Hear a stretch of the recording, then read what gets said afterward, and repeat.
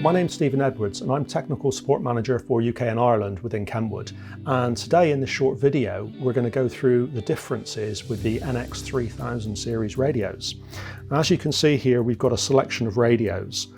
And for those who are familiar with the previous Kenwood series of radios, we have NX-320s and NX-300s UHF that are being superseded by the 3000 series. The main difference between the two different types of NX-3000 series is the side connector here, where we have a multi-pin connector, and this radio replaces the NX-300 series. And for the NX-320 series, the replacement is here. So you've got a 3.5 and 2.5 millimeter jack. So all your existing Kenwood accessories can be put onto these radios.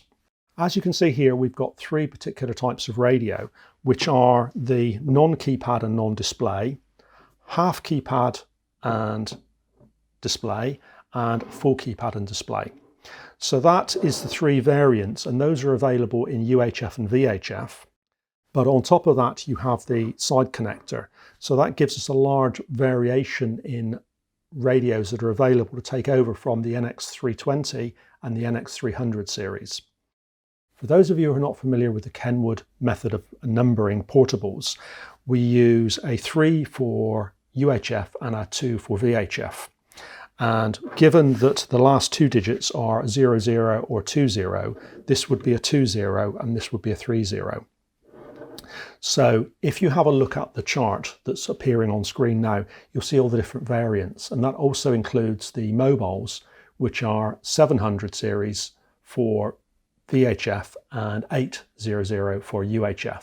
And again, you put a 3 in front of that for the 3000 series, which is all encompassing, and there's mobiles, portables. If you would like more information on the model numbers, please visit the Kenwood website, where you can see the existing radios and the replacement radios. Kenwood.